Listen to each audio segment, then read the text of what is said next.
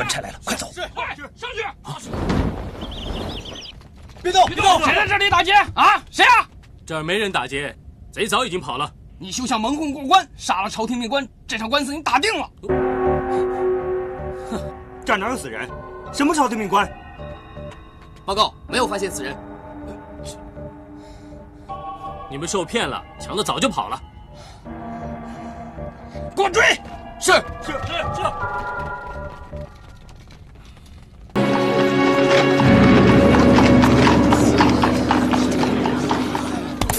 大佬，不要让他跑了！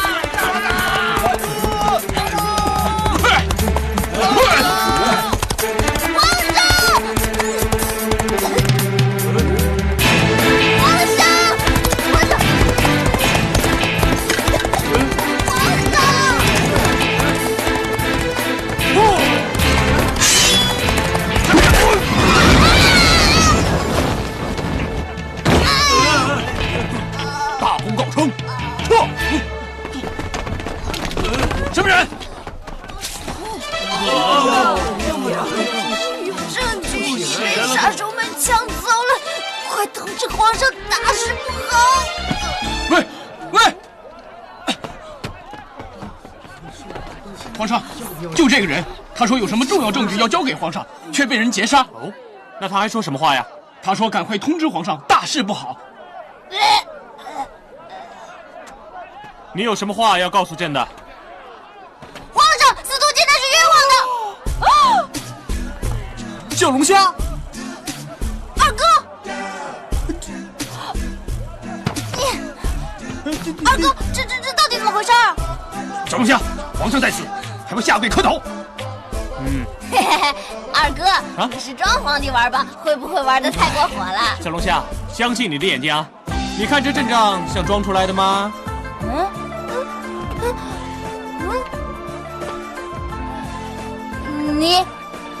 你真的是当今圣上万岁爷？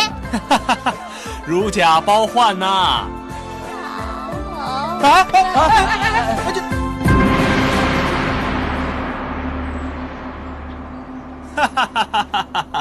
哎呀，三弟啊，你这只刁钻古怪的小龙虾，什么花招都敢玩呐！怎么样，还头晕吗？好像是做梦一样。我真的不是做梦吗？你真的是皇上？没错，你不是在做梦。朕要不是皇上，你那回劫狱的事怎么能善了啊？老天，银矿竟然是皇上，怎么会这样啊？这引字下面加个矿，不就是君字吗？朕早就告诉你们这是君啦。二哥，皇上，你现在是皇上了啊？那我们就不是兄弟了。哎，咱们是对天发的誓，当然是一辈子的兄弟了。说吧，三弟，急着见我什么事？我说银老二，不是，我是说皇上啊。这些天我见不到你，我都要急死了。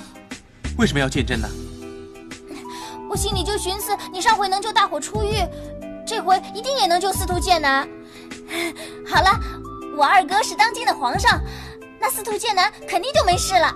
小龙虾，你跟那司徒剑南是什么关系啊？你好像很关心他。不敢瞒皇上，司徒剑南其实是我哥。哦，那你是司徒将军家的二公子？差不多了。皇上，你可要救我哥，他真的是冤枉的。什么？你见到皇上了？见到了。你不会胡说吧？娘，我这不好好的吗？皇上去进香，我在半路就把他给拦下了。嘿，皇上这人还不错。不许用这种口气说皇上。是爹。我跟皇上说了难民的事儿，皇上很同情，认为错在文涛。我还跟皇上说了哥哥替人顶罪的事儿，皇上也信了。所以他就承诺哥哥一定没有问题的。过几天哥哥就可以完完好好的回家了。你说的都是真的吗？不信你去问陈琳呢。陈总管你也认识啊？我们是好朋友呢。老陈人不错，武功更棒。静儿啊，你这孩子真叫不可思议啊！皇上还说了些什么？皇上本来要约我去宫里玩的，可我说必须要回来，让你们放心。啊，皇上要约你去玩儿，真是新鲜。静儿啊，跟文家结怨这事儿可不小啊！你以后啊要吸取教训啊！爹，那要是得罪了公主，是不是更吓人啊？什么？公主，那2个人有消息了。您没骗我啊？公主，我哪敢骗您啊？那2个混蛋什么来路啊？先前一个跟你动手那个是街上有名的混混，叫做小龙虾。哼，一个臭混混竟敢跟本公主动手，真是不知死活。小龙虾，一听就不是什么好东西。那后来那臭男人呢？他的消息呢不是太多，听人说他好像是小龙虾的结拜兄弟，姓白。白？怎么才能找到他们？都查遍了，没人知道他们俩住哪儿。不过这个小龙虾经常在街面上混，要想抓住他，只要多在街上逛逛就能找着他。好，本公主今天正好气儿不顺，走，找小龙虾出气去。是。哼，刑部这帮家伙都在围着文章转。刑部本来就是文丞相负责，而且官员的升迁指望丞相，可能要超过皇上了。再加上宫里有文贵妃，谁能不看她眼色行事啊？哪还有好果子吃？所以，他们就可以绕过难民房被烧的原因，专挑司徒剑南的痛处下手。这是要害人一生啊！太卑鄙了！皇上，这都是通病，从朝廷到地方，很多因私害公的事，都是为了谄媚上司，图个升迁发达。可是这种通病不仅害民，而且害朕呢。皇上，不能让文家再这样下去了。文贵妃在宫里够骄横了，如果让他爹、让他兄弟在外面再胡作非为，那天下会成什么样子了？你说的是，朕不该让他们再胡作非为了。小顺子，你到刑部去传朕的旨意，就说司徒剑南一案，朕要亲自彻查。至于司徒剑南，让他立刻调到普通牢房，要善加对待。如何处理，等朕的旨意。是。这下文家没戏唱了。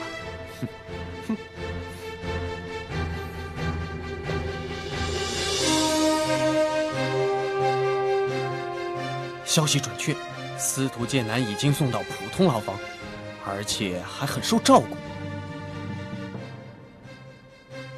这皇上突然彻查，这其中必定有什么变故。肯定是，没准就是司徒青云在皇上面前说了什么。没听说过司徒青云在上朝之外见过皇上啊。不管怎么说，这老东西肯定乐死了。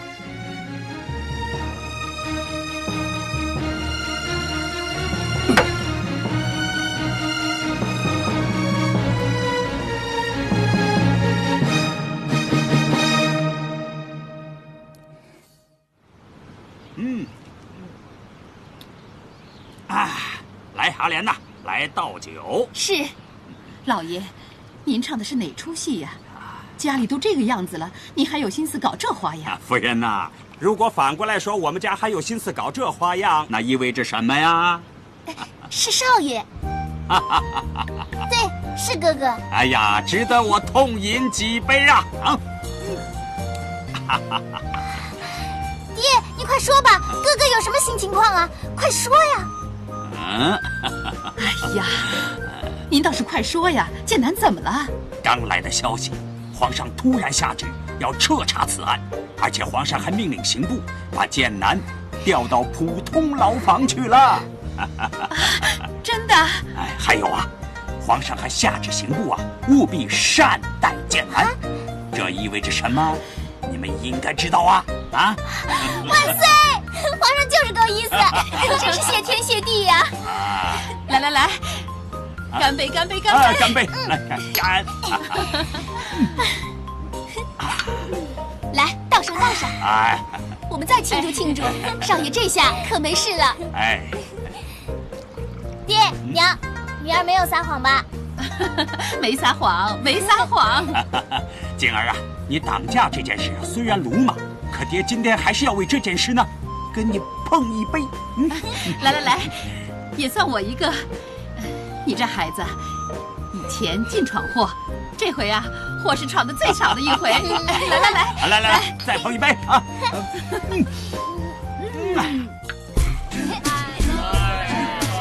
哎，你好，你好，你好，你好，哎，小龙虾，你好。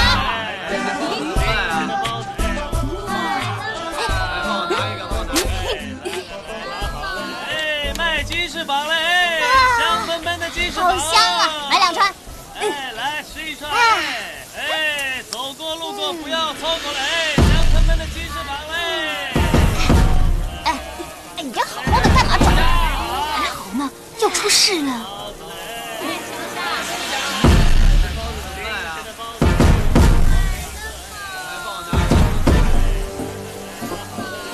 好嘛，冤家路窄啊！小龙虾，可给我找到你了，看你今天能不能张牙舞爪。哼，你这蛮横的女人，那我怕你呀！阿莲，来，还不快跑！追！是，站住！站住！站住！站住！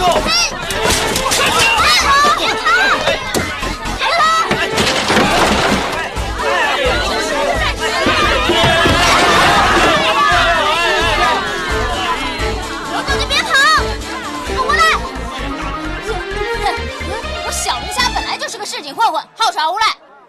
你这大家闺秀也死缠烂打，你才没羞呢！丢不丢人的你？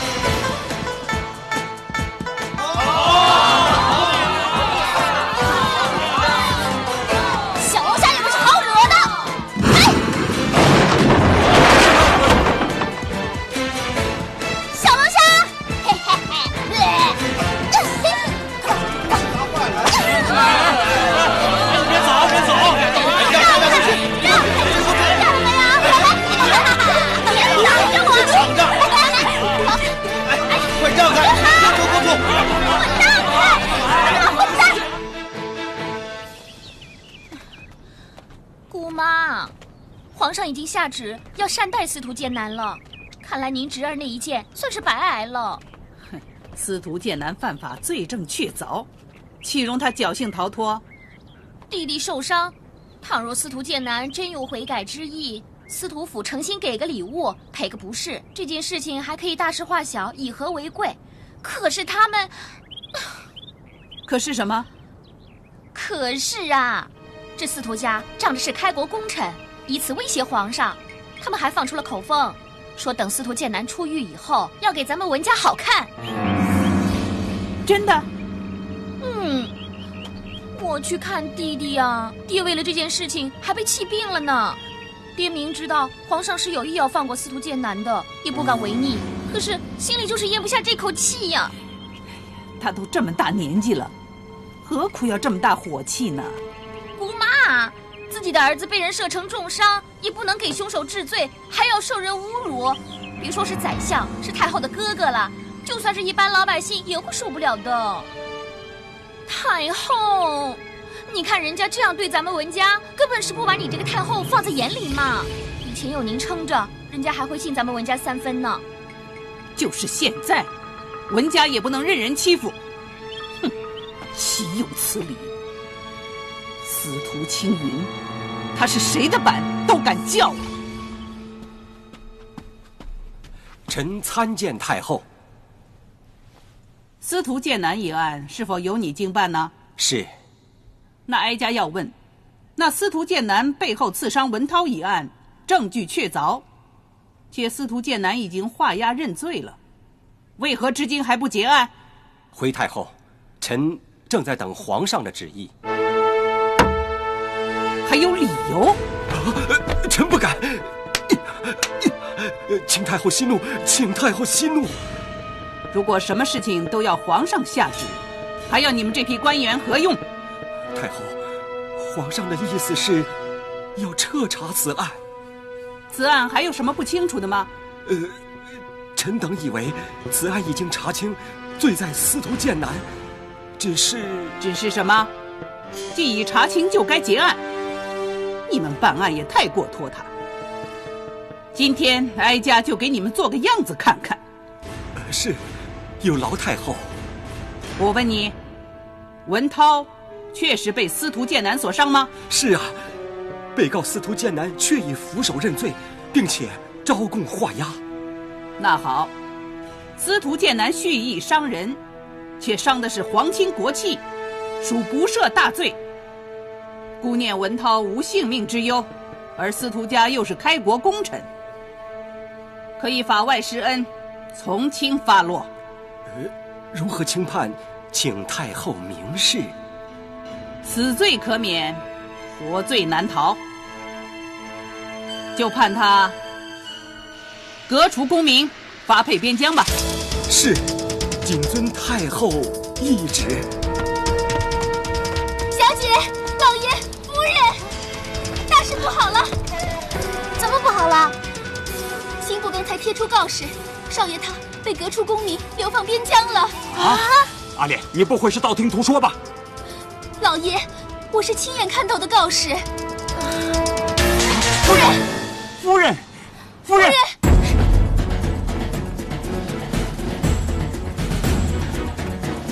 站住！什么人敢擅闯皇宫？几位兵哥，我是司徒大将军府的司徒敬，皇上是我的结拜义兄，我要见他，你们让路。这位公子，我们不能因为一句话就让你进去，宫里有宫里的规矩，未经宣召不得入内。不让我也要进去，走开！给我拿下！擅闯皇宫，格杀勿论！皇上说谎骗人，口是心非，骗人的皇上，我做鬼也要去找你！辱骂皇上，该死！住手！陈祖国，老陈，你来的正好，我来找皇上算账。住口！你吃了雄心豹子胆，竟敢说找皇上算账！来，给我押进宫去！是，带走。是。走走。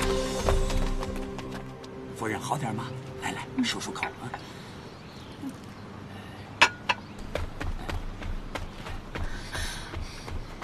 老爷，夫人，小姐她骑了匹马就跑了，我追了半天也没追上。小姐肯定是闯皇宫去了。这丫头简直是无法无天了！老爷，你要救救我们的儿子，救救儿子！老爷，你快告诉我，快告诉我，你说话呀！剑南会不会有事？会不会有事啊？现在最重要的还不是剑南呢，司徒敬闯宫去了，弄不好整个将军府就要大祸临头了。这个司徒敬非要害死我们全家不可呀！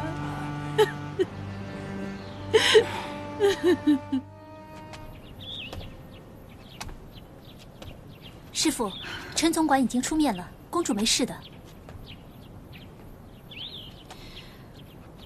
我是在想司徒剑南，如果司徒剑南真的发配充军，司徒家就垮了，那么公主以后也不会有好日子过。所以为了公主，我们绝对不能袖手旁观。可这案子已定，我们也没有其他办法啊。只要查出司徒剑南不是真凶，那就还有转机。司徒家垮了，我看也没什么不好，正好我们可以把公主接出来，大干一场。不行，司徒家养育了公主，我们已经欠了他们很大一个人情，所以我们一定不能白白让司徒剑南受辱。秋心，师父有事出去一趟，如果有事和初晨商量，记住，一定要好好保护公主，知道吗？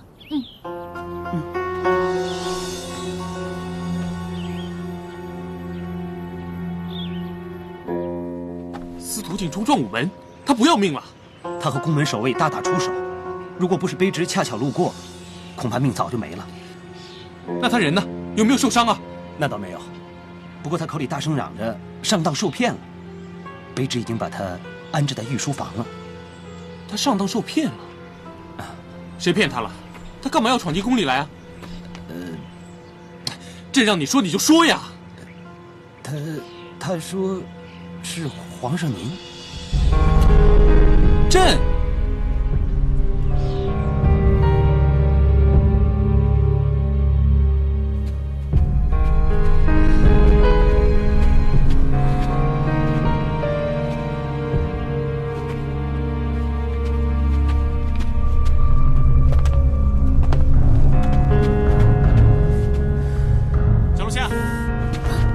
小龙虾，你们都下去。是。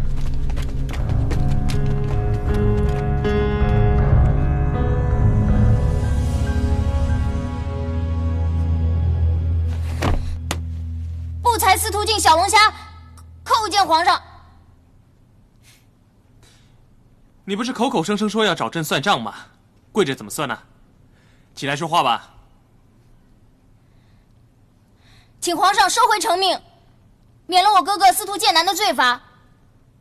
不然，小龙虾今天就算跪死在这里，也绝不起身。司徒剑南，他不是应该乖乖在牢里待着吗？他怎么了？皇上答应过我的，绝不会为难我哥。历代君王向来一言九鼎，绝无戏言，而你作为皇上却食言而肥，难道你就不怕贻笑天下吗？放肆！你毫无根据跑进宫来指责朕的不是，你有几个脑袋啊？我既然敢闯进宫，就没打算活着出去。皇上要杀便杀，只求您信守承诺，取消对我哥哥的处罚。这司徒剑南到底受了什么处罚？把话说清楚。刑部今天已贴出告示，昭示天下司徒剑南谋害皇亲国戚，判决他哥出功名，流放边疆。难道这不是皇上您下的旨意吗？我什么时候下过旨意了？你真的不知道？这怎么可能？你一定是在骗我！老天爷，我拜错把子，拜错人了！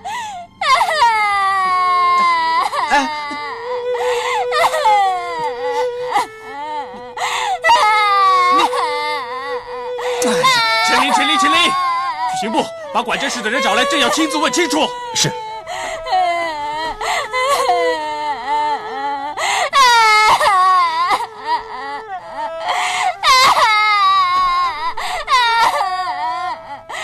不要哭了。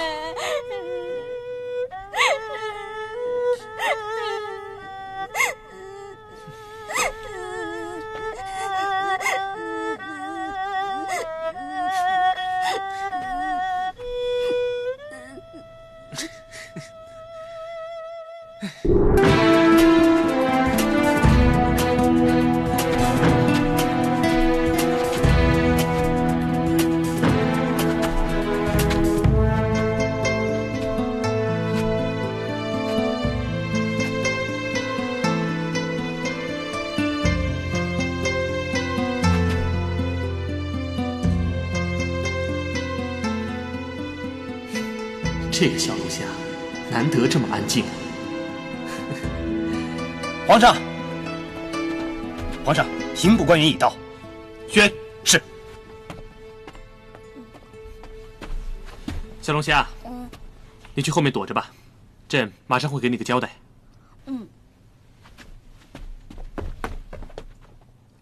臣叩见皇上。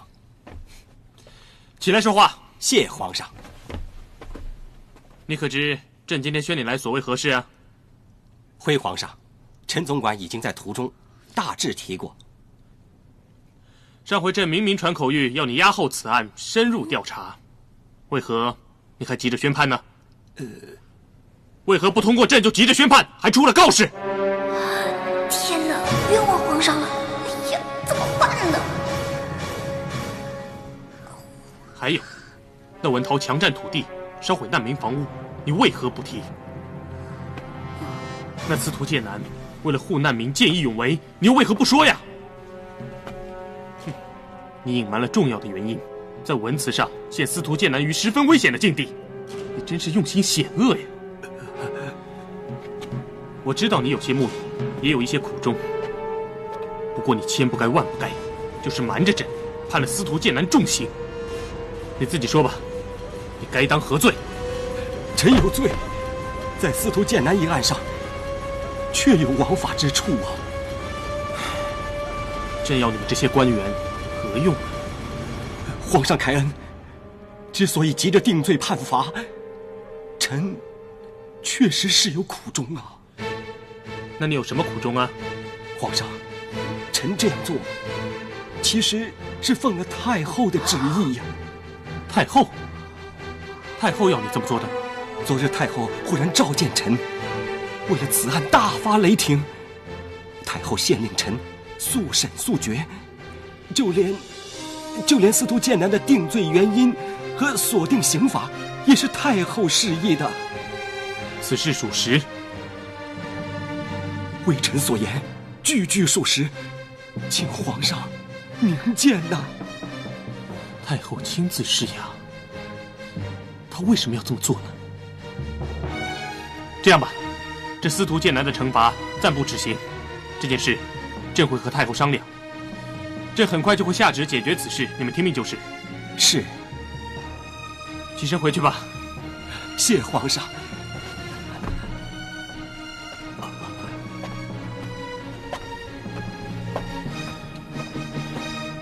那个张牙舞爪的小龙虾，该爬出来了吧？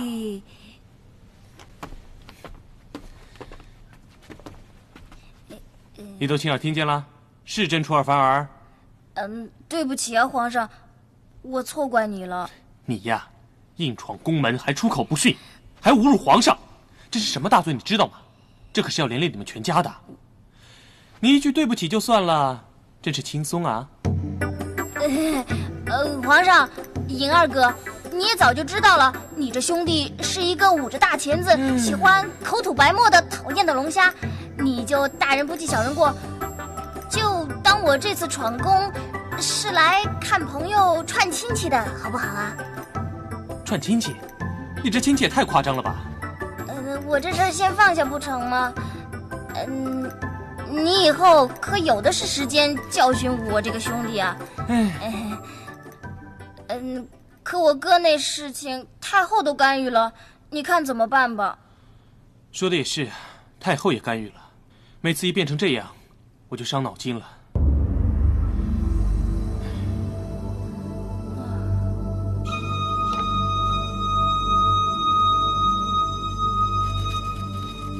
一个自称离恨天的人写来的。他说他们一派志在推翻我朝复国，还说文涛呢是他们为了帮助难民而射伤的。信中说，前不久他们还射伤了跟踪宫女的一个侍卫。是有这事儿。信上还说，他们不愿意让别人来背黑锅，所以附上了独有剑之为证。离恨天是有叛乱记录的，我们留有他们的笔记和证据。你们做过对比吗？检验过了，这断剑和这支剑是一样的，你看，连笔记也一样。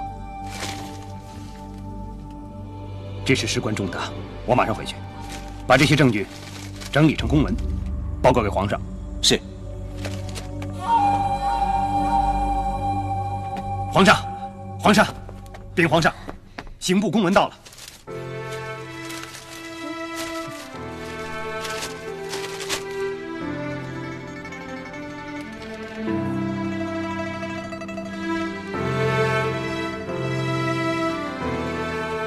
有好事吗？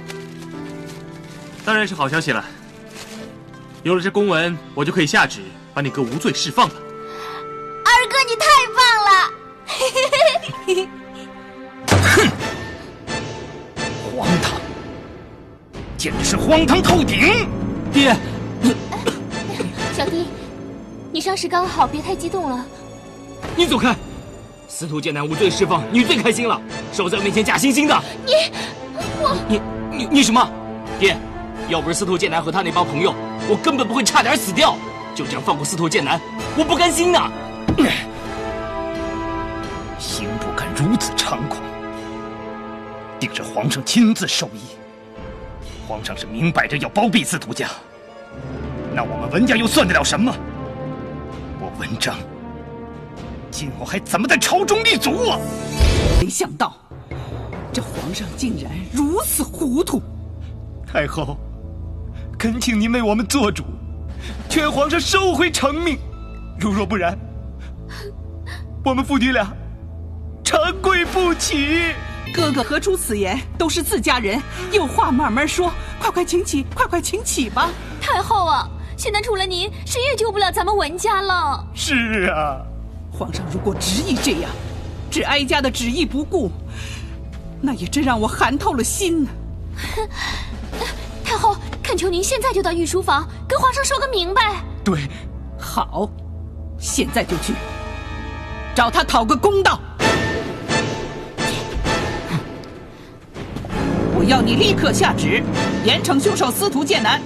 请母后恕儿臣不能从命，这圣旨记下，恕难收回。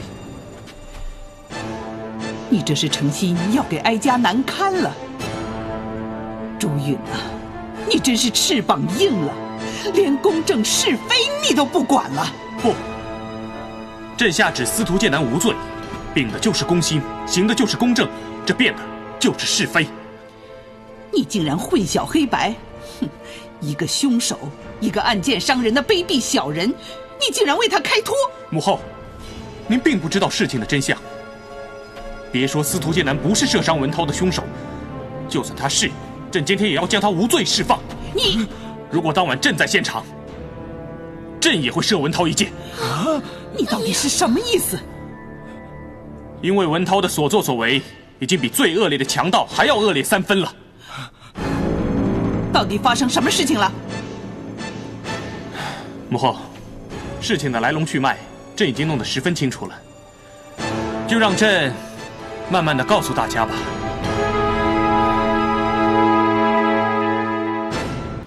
这就是事情的经过，而刑部已经查实射伤文涛另有其人。且不论这一点，但文涛的所作所为，是不是叫人忍无可忍呢？这事儿，皇上会不会是道听途说的？母后啊，朕那天微服出巡，小龙虾在当地盖房子的时候，我和陈琳都看见了。而且不瞒大家说，那小龙虾是朕所交的一个江湖朋友，他的一切所为朕都再清楚不过了。朕正是因为他的这份难得的热情，才跟他做朋友的。这么说，他还真够善良的。是啊，他让朕这个做皇上的都感到羞愧啊。咱们的丞相不顾一切地把难民往城外赶，这如果没有人管，您知道要死多少人吗？这些个难民也是朕的子民呐。咱们的丞相已经让朝廷蒙受了巨大的羞愧了。皇上，微臣确实有失职之处啊，皇上。这小龙虾，在一些朋友的慷慨相助之下，他把难民全给救了，施粥、建房、请医买药，他把心血都给了难民，他成了难民的活菩萨了。可咱们丞相的公子在做些什么呢？强占工地，还行凶伤人，逼难民离开唯一可以遮风避雨的地方，甚至还面蒙黑金，带人放火烧了难民的一切，这不是比盗贼还要凶狠吗？啊！丞相的冷酷，朕已经领略了。没想到你的儿子比你还要凶狠10倍。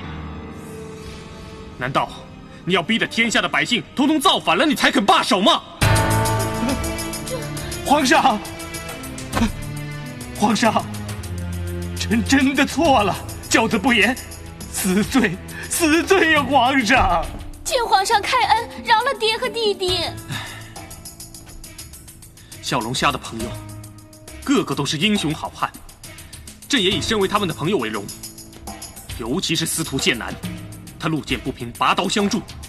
虽然自己没有背后放箭，却愿意为了真正的朋友入狱，甚至掉头。朕为他的所作所为而感到钦佩啊！他才是真正的大豪杰，真正的大英雄。现在你们父女俩还要求朕对司徒剑南治罪吗？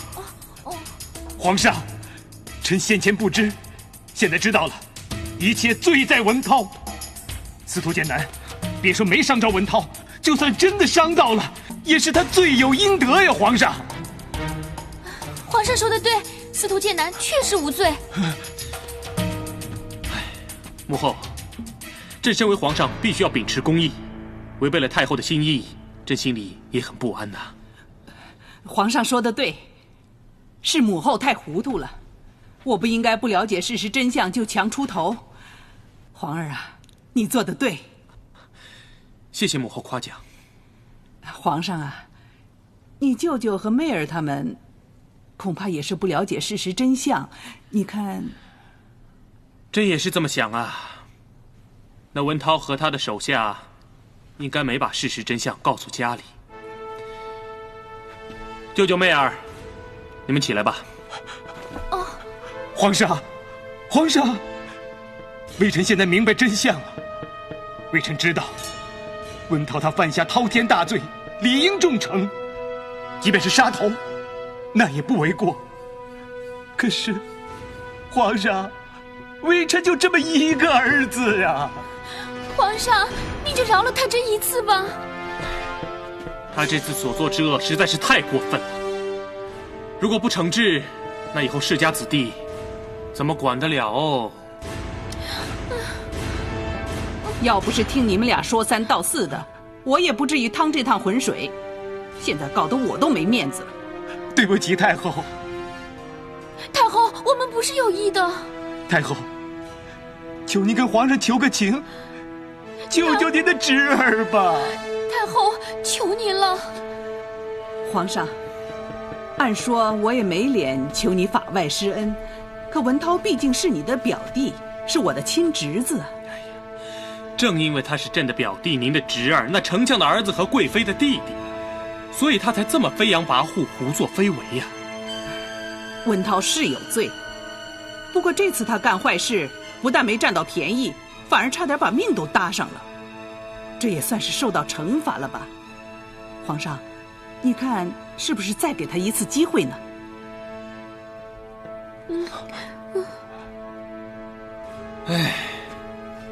丞相妹儿，你们听好了，因为朕对母后一向敬爱有加，不忍负他老人家对亲情的眷顾。本来文涛所犯为不赦之罪，但看在母后的面子上，就网开一面吧。文涛所犯为死罪，但这一次，朕暂且把他的脑袋系在他的肩膀上，所有的衙门也都不再追究此事了。但他如果以后再生事端祸害百姓，那可就新账旧账一起算，严惩不贷了。还不快谢过皇上？多谢皇上恩典。好了好了好了，事情就算过去了，你们起来回去吧。谢皇上。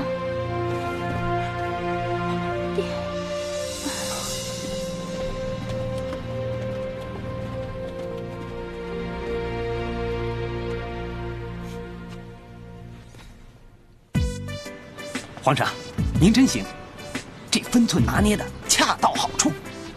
有这么好吗？太精彩了！刚刚来的时候气势汹汹，马上就变得可怜至极，连最难应付的太后这次也很领您的情。这个恶霸公子头顶上悬着宝剑，他以后绝不敢张扬。因为这事儿，文丞相和文贵妃也为您几分了。这就是所谓的坏事变好事吧？啊，这次呀，最高兴莫过于司徒府了。那是。哎，对了，朕怎么从来没听说司徒青云府上还有个叫司徒静的二公子啊？啊，是啊，我也是才听说的。师傅上回给我出的招就是好，假装是皇上的人受了重伤，又能见到皇上，又没有危险。好在你这次命大，下次可没这么幸运了。放心吧，他们压根就不知道你在这儿。我跟他们说啊，你是神仙一样的人物，来无影，去无踪。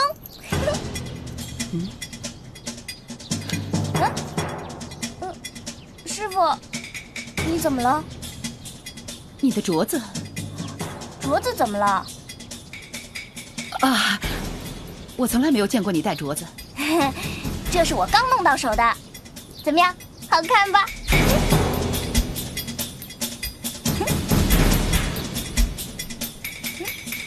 怎么了，师傅？这镯子有什么问题吗？你快告诉师傅，这镯子是从哪儿弄来的？其实也没什么奇怪，是白玉白大哥送给我的。是白玉？是啊，原本呢是我抢他的，后来我们拜了兄弟，他就把镯子送给我了。那个白玉真舍得啊，这么名贵的镯子。白大哥他对我最好了，他为了我还跟公主打了一架呢。哪个公主？安宁公主啊，除了这个恶霸公主，还会有谁啊？白玉为你打架的时候，知不知道她是安宁公主？知道，所以我说他傻嘛。他说什么？他说啊，为了我呢，什么傻事都肯干。哎，师傅，白大哥对我是不是十分好啊？白云飞对他真是太好了，连安宁公主都不管了。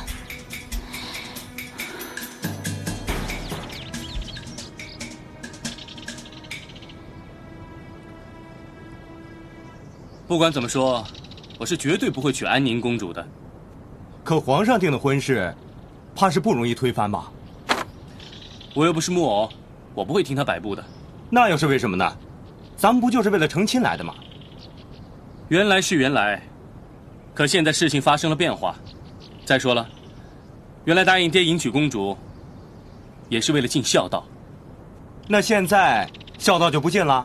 不是不尽孝道，无双啊，因为我现在才发现，这世上根本没有什么死水，而且很精彩，所以我要活得有滋味。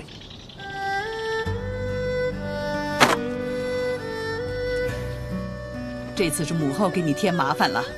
唉，他们挑着拣着说，怎么能怨母后呢？咱们别提这不开心的事了。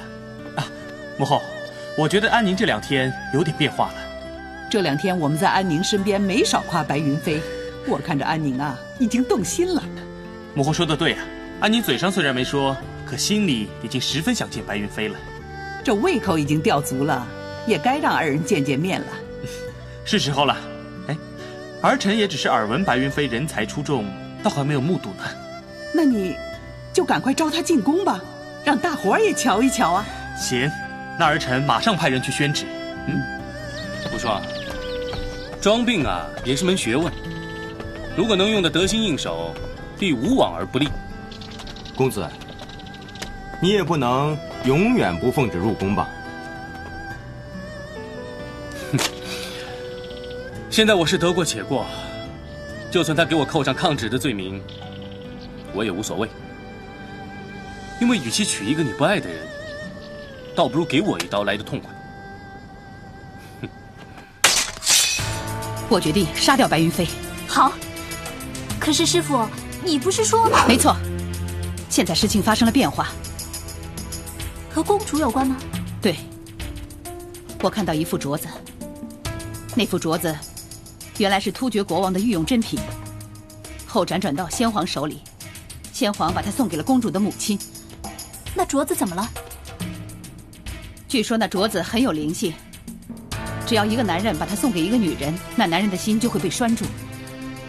那镯子，白云飞把它送给了公主。白云飞不是把公主当兄弟吗？我敢肯定，白云飞发现了公主是女儿身。原来白云飞和安宁公主有婚约的，可他竟然为了公主跟安宁公主打架。你应该明白了吧？所以我要杀掉白云飞。哼，安宁也够倒霉的，白云飞竟然喜欢上另外一个女人。好了，别说那么多了，马上通知出臣，赶快准备一下。是。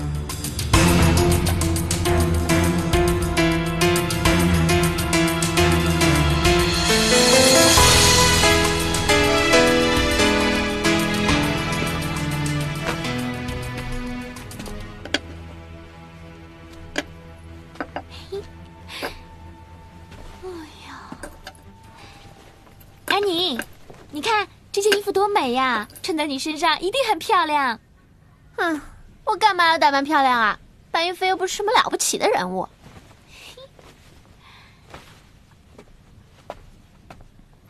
哇，好漂亮的金簪呐！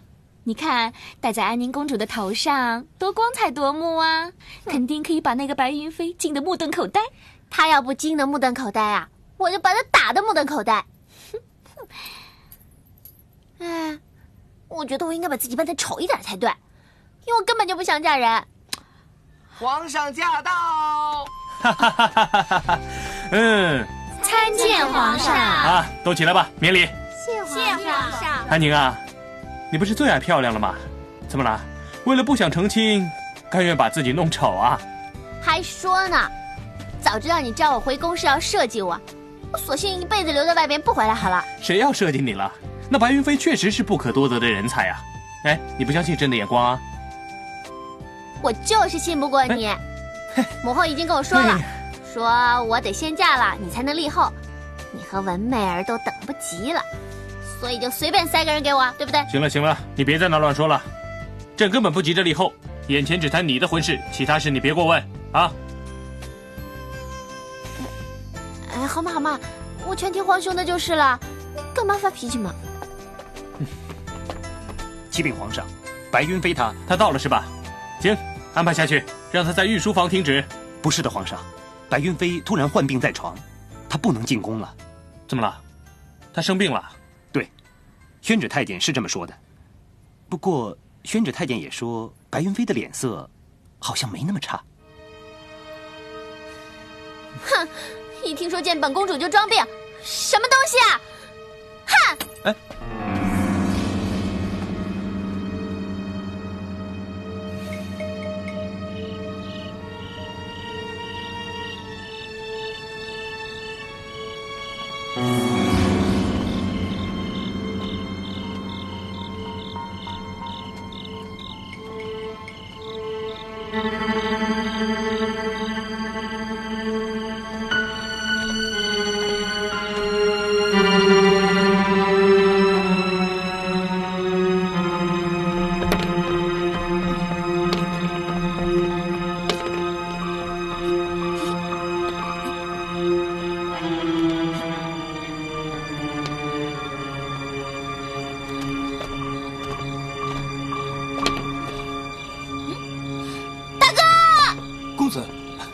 小龙虾，大哥，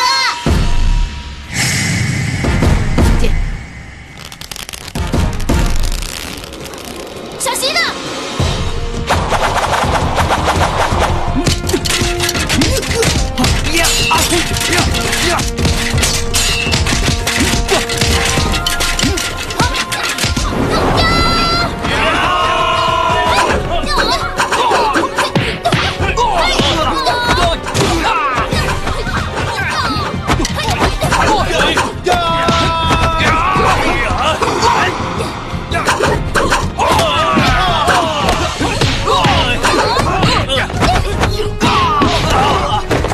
不许伤人！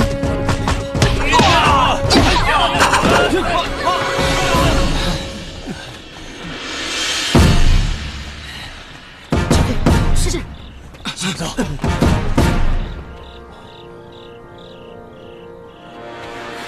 小龙虾，你没事吧？嗯。奇怪了，这些人为什么突然收手了？是那个领头的饶过了我。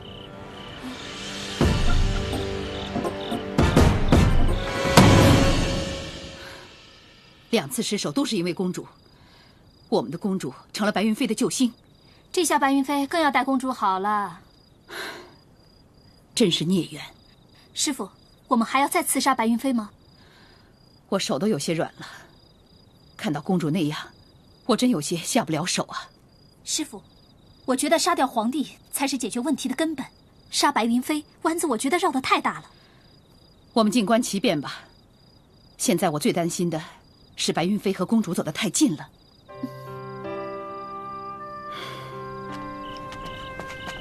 皇上能放了你和司徒剑南，真是个好消息，也说明啊，他是个好皇上。皇上当然好了，还给我拿了很多好东西吃。那你觉得皇上是个什么样的人呢？他有情有义，对人蛮热情的，除了抠门没什么毛病。你说皇上抠门？跟大哥比起来当然是了。那就奇怪了。你说你拦驾闯宫，虽然有正当理由，但总也是犯了律条，就算不严惩罚，也该关上2天。皇上怎么就放了你呢？哎，本来是好朋友，总不好意思撕破面皮吧？什么？你说你和皇上本来就是好朋友？我说了吗？不会。哦，我的意思是说，我跟皇上见了面挺投缘的，他非常喜欢我给他讲的混混的事儿，就说感觉我们像朋友一样。别说我了，白大哥，怎么总是有人想要杀你啊？是啊，这次杀我的，好像和上回是一帮人。可是我实在想不出，他们为什么要杀我。以后你要多小心点儿，碰巧2次都让我赶上了，可我总不能碰巧帮你解围吧？那，我们2个要是永远在一起，不就不用碰巧了吗？总在一起，那怎么可能？没问题啊，只要我们努力，就一定能够在一起的。哎呀，大哥，你将来可是要娶媳妇儿的，怎么老跟兄弟在一起啊？对，我将来是要成家娶妻。可是三弟你将来不是也要成亲吗？我呀，我这混混谁敢跟我成家？三弟啊，你真的越来越有趣了啊！二哥，哎，二弟啊，哎，白大哥、小龙虾，你们月夜聊天好兴致呀！二弟，你这2天去哪儿了？三弟天天找你，就是找不到你。哦，是吗？本来想找你帮个小忙，现在事情已经解决了。二哥，你怎么出来了？哎，最近俗事缠身呐，刚得点闲，一想咱们好久没见面了，就想出来聚聚啊。那，我还带了一坛好酒呢。咱仨好好放松放松，把酒言欢怎么样？行，我在场。好，哎，老陈没来啊？哎，带他多麻烦，就咱仨啊。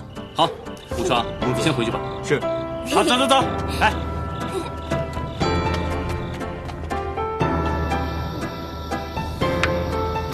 啊，三弟，你真是海量啊！哎，什么海量？我看他根本就是硬驴，行路可驴，喝水也就是这样。你才是行路可驴呢！二哥，你带的酒肯定是世上最好的，不喝多亏啊！那三弟，你怎么知道你二哥这儿有好酒呢？啊？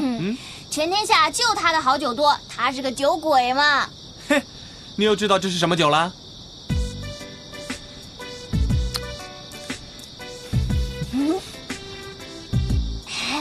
我平时只有在街上混的时候才能喝点酒馆里的便宜酒，我才品不出这是什么酒呢。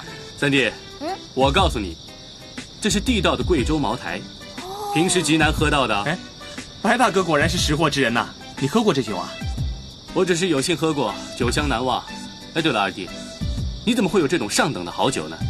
他不是说了吗？我是酒鬼啊，专门网罗天下的好酒啊。可是这罐酒，它非但是地道的贵州茅台，这酒瓶上好像还有云南王府的封记。这应该是云南王进贡给大内的御酒吧？大哥真不是盖的，一猜就中啊！是这样了，这酒啊，其实也不是什么大内的酒，就是前些日子我偶然认识了一个人，我请他喝了几次酒，他就觉得我很够意思啊，就送这酒给我了。哦，他是谁啊？云南王的儿子白云飞啊。白大哥，你怎么了？我没事儿。二弟啊，你说你认识白云飞啊？是啊，他不就是奉旨入京成亲吗？刚好给我撞上了。他呀，进贡的酒可多了，扣了几坛，根本没人知道。啊？原来是这样啊！哎，是啊，二弟一看就不像是个会说谎的人，这一定是真话。来，为了这句真话，我们干一杯！来，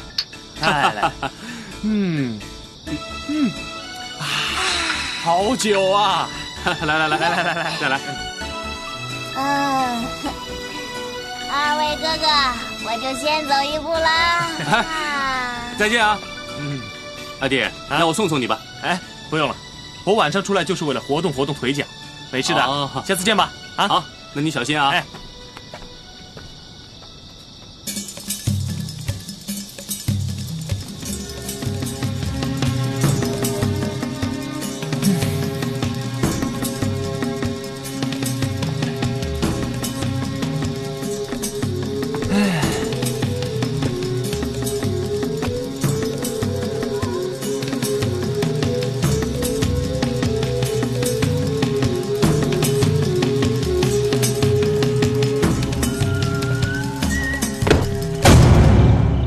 白公子，我家公子的安全您请放心，公子还是请回吧。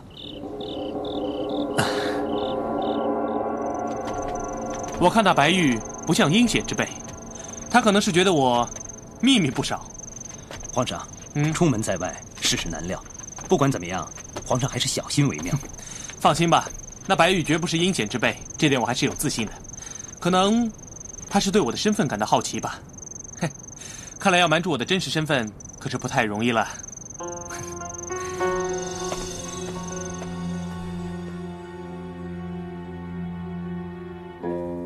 尹况的身边一直有高人保护，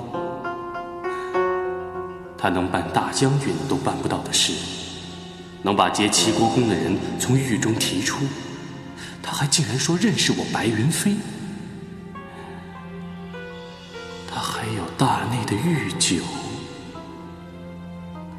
司徒庆今天的表现和说话也很奇怪，他知道尹况家中有很多好酒，他今天还特别担心尹况的安全。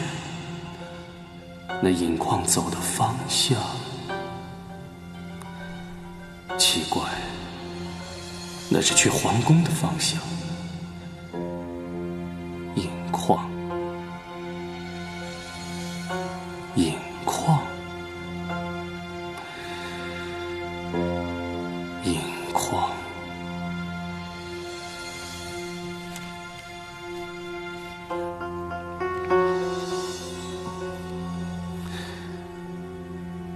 饮下是匡，匡者口也。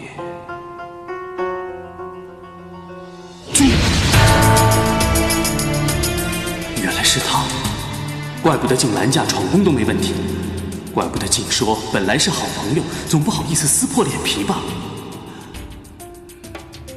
天哪，怎么会是这样呢？怎么会是这样呢？朕要去你家看看文涛，你有没有什么话要朕带的？皇上表哥，你真的要去我家看我弟弟啊？是啊，虽然文涛做了不该做的事，可他怎么说还是朕的表弟。况且他这一次差点丢了性命，朕这表哥怎么说也应该去看一下嘛。皇上，您真宽宏大量。你当真没有话要朕带的吗？只要你去了我家，比我带1000句话还要好。那行，那朕就去了。你放心吧，朕会带点礼物给他们的。皇上，你对人真好。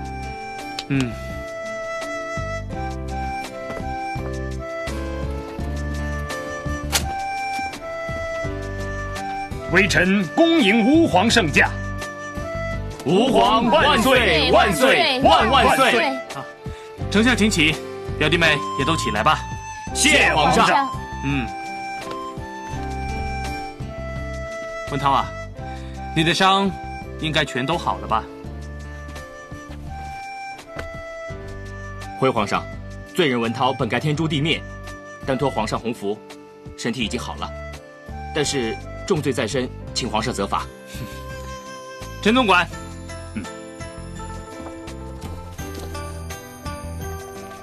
这是什么？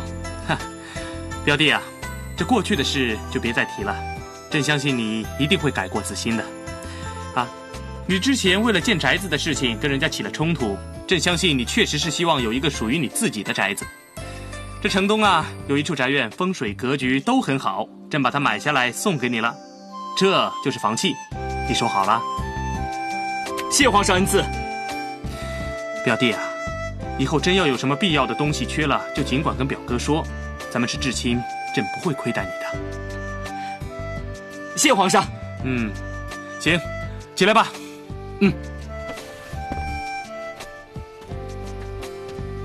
皇上隆恩，文家没齿难忘。舅舅啊，咱们是同气连枝，你外甥的江山还得靠您撑着呢。为皇上尽忠，臣愿肝脑涂地。朕最不愿意看到的就是朝廷重臣勾心斗角、阴私害公了。朕不希望因为这次的事件，使得丞相家和司徒大将军两家反目成仇，所以朕希望咱文家能够大量一点，多担待司徒将军一家啊。臣明白，臣谨遵圣旨。好。啊，表妹啊，这次朕来没给你带什么大礼，不过朕承诺，在你成亲的时候，朕一定给你一份大礼啊。皇上对文家的关心已经胜过任何大礼了，文强已经感激不尽了。啊，舅舅，朕和事佬会做到底，朕这就去司徒青云家，叫他们对你们也不可心生芥蒂。那就有劳皇上了。好。皇上，您恩威并济，软硬兼施，这对文家的效果太好了。哎，这我是灵机一动啊！哎，你别说，这招还是昨天喝酒的时候受到小龙虾的启发呢。哎，司徒家这二公子确实是别有风采。哎，是啊，他表面上看起来虽然是个混混，可就让人觉得他清新灵动，活得滋味十足的啊。皇上，您这次去司徒家的真实目的，是不是就为了看那个小龙虾？是啊，我一看到三弟，心里就觉得舒坦啊。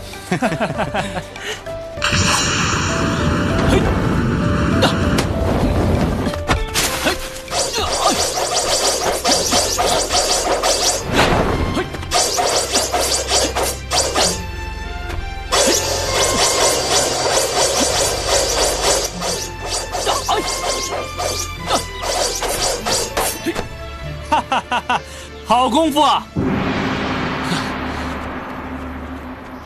陈总管，救命恩人，什么风把您给吹来了？哎，这位是？啊，我和小龙虾都是跑龙套的，这才是你真正的救命恩人。真的是。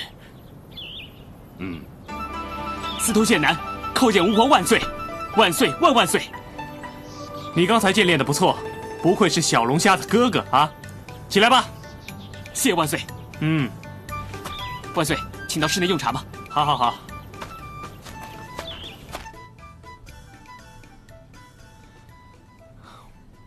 皇上，家父家母都进香去了，怕是一时三刻还回不来。我现在就派人去找他们。哎，不必了，他们不在也没什么。啊，您那个淘气的兄弟呢？兄弟？哎，是不是司徒静又贪玩跑出府去了？哎，真不巧啊。哥，有客人到也不告诉我。你二哥，你是？哥，妹妹不知家里来了客人，请恕小妹告退。哎，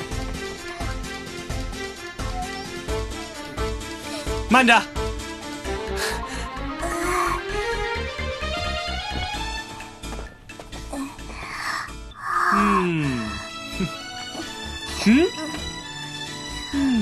好啊，司徒静、小龙虾，朕的结拜兄弟。原来是个女的呀！啊，二哥，男的女的有什么关系嘛？大家好朋友一场啊！今后你把三弟改叫三妹不就行了吗？是不是啊，好二哥？小龙虾，欺君犯上，该当何罪啊？你只管说我欺骗你，你不也欺骗我了？还引矿呢，就会骗我这可怜巴巴的小姑娘。谁知道你是皇上啊，还不三不四的在街上乱逛啊！好啊，朕倒成了不三不四了啊！皇上，小妹口无遮拦，无心之失，请皇上恕罪。好了，吓唬你的，没生气，都起来吧。谢皇上。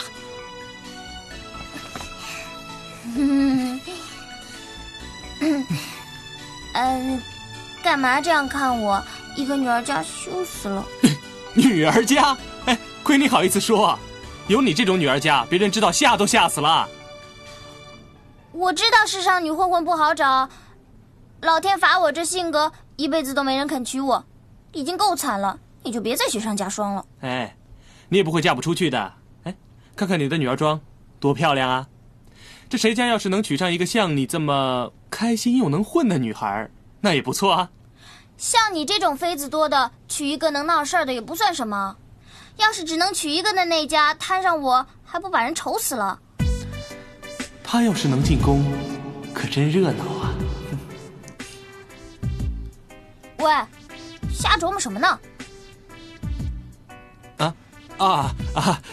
这是在想，如果白玉知道你的身份的话，他吃惊的程度一定不会亚于朕的。那咱们下次见面就吓吓他，看看他的表情怎么样？我女扮男装算得了什么？给白大哥知道你是当今皇上，那才吓人呢。说的也是啊。他要是知情了，咱们的兄弟可就做不成了。哎，司徒剑南，你竟然有小龙虾这么一个妹妹啊，真是好福气啊！皇上说的是，我为之为有这样的妹妹而感到骄傲。可她也给家里带来很多大麻烦，是吧？是。谁家要有这么一个东游西逛的小龙虾，家里人就别想安宁。行了，都会寻我开心。哎，三妹啊，再要见面，你就这身装扮吧，挺好的。是二哥。